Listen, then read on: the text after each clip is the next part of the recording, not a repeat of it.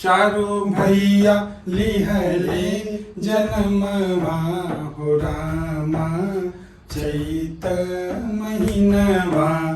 चारों भैया लिहले जनमवा हो रामा चैत महीनवा।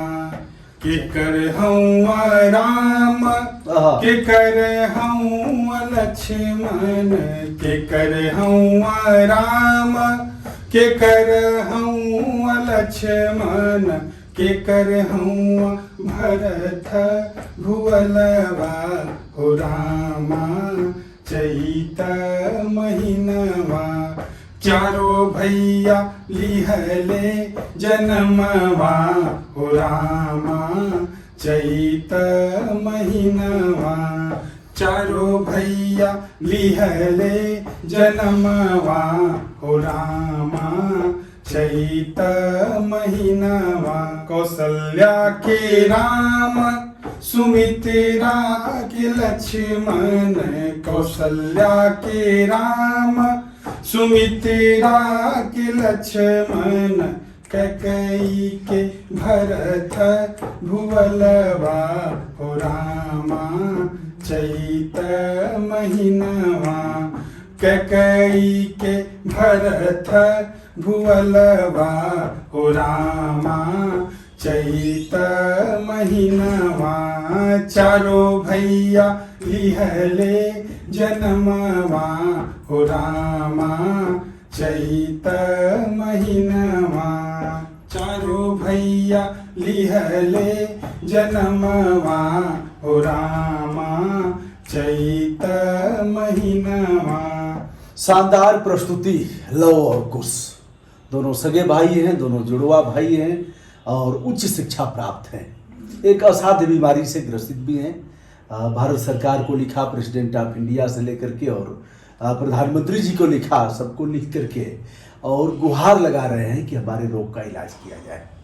पैदा हुए दोनों एक साथ, बड़े सुंदर थे, सोहर गाई गई और खुशियाँ मनाई गई, पढ़ाई लिखाई हुई, आगे शैक्षिक स्तर बढ़ता गया।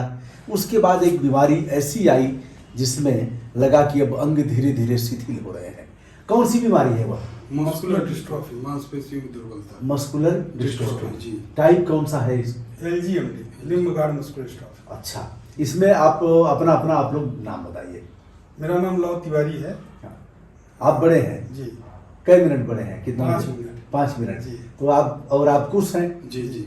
तो आपको यह भैया बोलते हैं कि नहीं बोलते? नहीं, भैया नहीं बोलते हैं। भैया नहीं बोलते हैं। नहीं। हाँ, घर का नाम बड़े छोटे है। अच्छा, बड़े छोटे। हाँ, तो ये चलता ऐसे ही है, चूंकि 5 मिनट का अंदर कोई अंतर जी, जी, नहीं है, जी। लेकिन फिर भी आप बड़े हैं। जी। तो यह रहा। और कब कब ऐसे दिक्कत? एक बार दोस्तों मैंने और भी वीडियो बनाया था और काफ़ी लोगों ने इसे देखा। संगीत में महारत हासिल है, विविध क्षेत्रों के गीत गाते हैं और बच्चों को पढ़ाते भी हैं।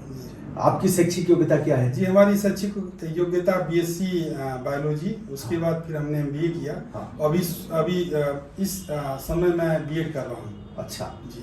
और मेरी शैक्षिक योग्यता BSc मैथ्स से, PG कॉलेज गाजीपुर से। हाँ। उसके बाद मैंने MCA किया और 4-5 साल तक मैंने पढ़ाया, बच्चों को पढ़ाया। बहुत सारे IT इंजीनियर हैं हमारे पढ़ाए हुए, सॉफ्टवेयर इंजीनियर हैं। और मेरा ब्लॉग भी चलता है, मैं आर्टिकल भी लिखता था पहले।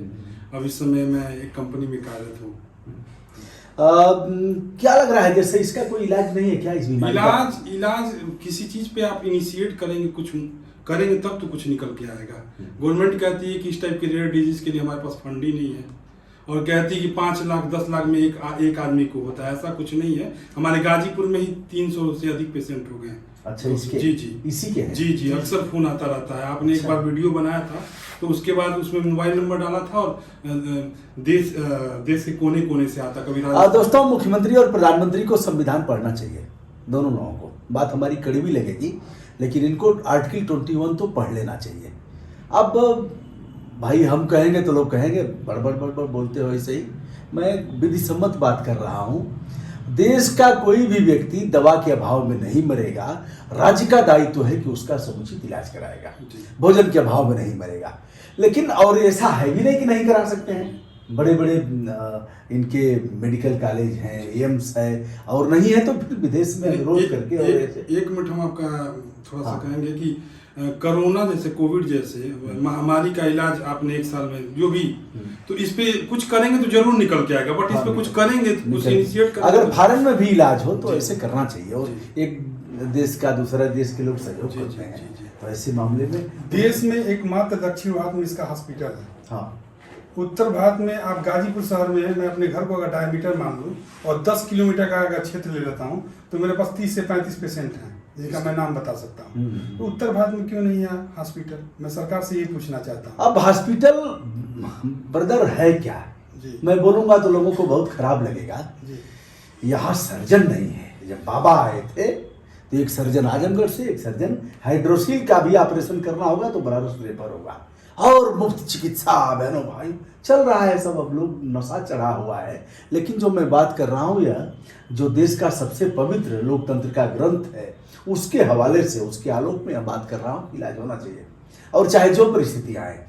और अगर अब जैसे ऐसे गिरावट आ रही है सेहत में, जी जी आप लोग दिन खुद पर बताते हैं दिन दिन पर पर दिन दिन, पर दिन। और ऐसे ही गिरावट आई तो फिर बहुत दुखद है। जी, आगे तो अंधकारमय है। जी। इतना लिखने के बाद, इतना करने के बाद भी अगर ये हलचल भीतर नहीं हो रही है तो यह देश का जवाब आता है, लेकिन एक फॉर्मेलिटी होती है। हाँ। जवाब आया था, 3 पत्र को लिखा गया था माननीय गृह लेकिन मंत्री। वो असंतुष्ट जवाब है। और जवाब तो ऐसे ही आ जाएगा, जो बैठे हुए हैं हाँ। लोग उनको असली तो जानकारी उनको हो नहीं पाएगी। जी। और फिर लिखने के बाद आप लोगों का तो जवाब आ गया, आरटीआई लगाने पर जवाब आता है, तब लोग कहते हैं, बताते हैं, फिर ऐसे ही चलता रहता है। तो कैसे आपसे संपर्क करेंगे लोग? कोई मेल, कोई नंबर बताएंगे? नंबर वही है 9458668566। इसी अच्छा। नंबर से लोग संपर्क करते हैं और इसी नंबर पर फिर से संपर्क होगा। अच्छा, जी। तो लोग बात करेंगे। अगर दोस्तों अगर कोई इलाज करा सकते हो और कोई इस तरह की जानकारी दे सकते हो, चूँकि देश विदेश लोग जुड़े हुए हैं, तो मैं आशा करूँगा कि इसके लिए एक पहल जरूर किया जाए, और जो ऐसे बच्चे हैं, जो लोग हैं, उनको सूचीबद्ध किया जाए। अच्छा, यही बीमारी थी उस लड़के को, अयांश को? जी, इसमें देखिए क्या है कि मस्कुलर डिस्ट्रॉफी में कई टाइप्स हैं। एक सबसे बड़ा जो टाइप है SMA, spinal cord muscular dystrophy. उसमें क्या होता है कि बच्चा पैदा होता है और 1-1.5 साल तक उसको अगर वो 16 कोण की सिरिंज जो बोल रहे हैं लोग, वो नहीं लगती है तो बच्चे का मतलब देहांत या मर जाना, जो भी कहिएगा। उसके बाद एक बीमारी है। उसके बाद दूसरी जो क्रिटिकल कंसर्न है आपका मस्कुलर डिस्ट्रॉफी में, DMD है। उसमें क्या होता है, 5 साल का बच्चा होता है, चलता है गिर जाता है, चलता है गिर जाता है, 10-11 साल तक जाते जाते व्हील चेयर पे आ जाता है। हमारे घर के 100 मीटर डिस्टेंस पर कियम दुबे, उनके 2 मतलब लड़के के लड़के हैं, वो बच्चे दिन भर व्हील चेयर पर बैठे रहते हैं। कभी मैं अगर मेरे को कभी कार से जाना होता है तो मैं देखता हूँ उनके मतलब गेट में, तो बच्चे बैठे रहते हैं। तो DMD हो गया आपका, SMA हो गया आपका, फिर LGMD है। यहाँ पर सरकार के पास एक सबसे बड़ी है कि सरकार जागरूक भी नहीं कर रही है। लोग उसी बीमारी से पीड़ित हैं, शादी कर रहे हैं, फिर नेक्स्ट जनरेशन में वो बीमारी आ रही है, और ऐसी बीमारी आप जानते हैं कि कोई इलाज है नहीं, फिर भी बीमारी आ रही है। सरकार कोई इतने बड़े बड़े चैनल हैं, किसी चैनल पर कोई इन्फॉर्मेशन नहीं। कई बार मैंने आज तक को लिखा है, BP को लिखा, कई बार ट्विटर पर ट्वीट किया, कहीं से कोई अब इनका यह है कि जो मालिक कहेगा वही ये करेंगे, हाँ, चाह करके भी, जो भी है। क्योंकि सब कारपोरेट घराने के लोग हैं। और दोस्तों, जोर दे करके इस बात को कह रहा हूँ, आप चिल्लाते रह जाएंगे, और चैनल का है और सब लिया है, सब कैमरा मेरा आपकी तरफ देखेगा नहीं। कम से कम आप- 500 बार मैंने ट्वीट किया, क्योंकि उसको बताया गया है कि बेटा यह कर क्या रहा है, और यह पॉजिटिव खबर करना है, नेगेटिव खबर करना है, ऐसे। तो आशा करता हूँ कि इस पर आप जरूर ध्यान देंगे। 2 लाइन और कि इसी में है, चैत आया, चैत महीना है, चैत यानी फागुन के बाद चैत, तो चैता गाते हैं। यहाँ परंपरागत गीत हैं, होली गीत है, उसके बाद चैता है, उसके बाद अलग अलग समय के अलग अलग राग हैं, अलग अलग गीत हैं। तो एक यही ठैया झुलनी हेरा गेली रामा, जी, जी। किसकी झुलनी खो गई थी? एक पारंपरिक गीत है, पुरानी गीत है। 2 लाइन जी जी। 2 लाइन। एही ठैया झुलनी हेरा गईले रामा, कहवा मोढूढो। एही ठैया झुलनी हेरा गईले रामा, कहवा मोढूढो। सासू जी से पूछनी ननद जी से पूछनी, सासू जी से पूछनी, ननद जी से पूछनी, सैया जी से पूछत लजा गई ले रामा, कहवा ढूंढो सही ठैया झूलनी, हेरा गई ले रामा, कहवा ढूंढो एही ठैया झूलनी, हेरा गई ले रामा, कहवा ढूंढो। दोस्तों, भोजपुरी समझने वाले हो सकता है कि उनकी संख्या कम हो, लेकिन भाव समझते हैं लोग, बड़ा आनंद आता है। मैं राजस्थान में गया था, जोधपुर में हमारे एक गायक साथी आए थे और उन्होंने गीत सुनाया था।